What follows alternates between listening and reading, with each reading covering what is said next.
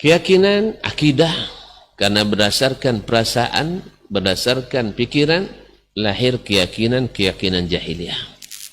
Kemudian ibadah yang juga hanya berdasarkan pikiran dan perasaan, juga lahir ibadah jahiliyah.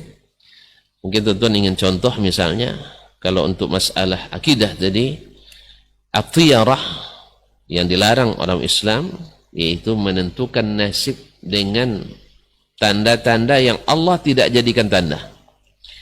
Seperti tanda terbangnya burung. Terbang ke kanan berarti nasib baik, terbang ke kiri berarti nasib buruk. Kalau tak terbang, ini entah gimana lagi, lebih buruk lagi nih kaum muslimin dan muslimat. Pada itu tak dijadikan tanda oleh Allah Tabaraka wa Ta'ala, maka dalam Islam dilarang. Atau ada yang mengatakan siapa yang walimah menikah di bulan Safar maka tidak akan bahagia, akan celaka, dan seterusnya. Dari mana dapat? Dari perkiraan dan perasaan. Rasanya baik, rasanya tepat. Kemudian lahir pula ibadah dengan rasa-rasa dan perkiraan yang tidak berdasarkan kepada petunjuk Allah dan Rasulnya Sallallahu Alaihi Wasallam. Mereka membuat ibadah-ibadah tertentu.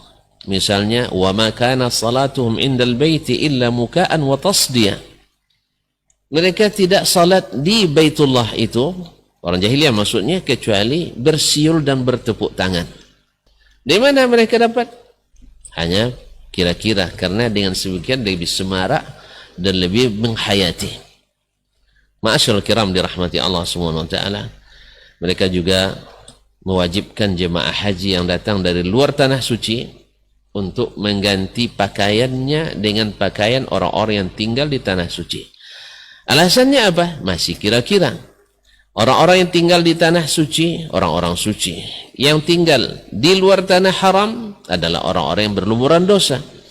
Maka pakaian orang tanah suci adalah suci, pakaian orang yang di luar tanah suci bukan suci. Maka harus tawaf dan ihram memakai pakaian orang Makkah yang tinggal di tanah suci.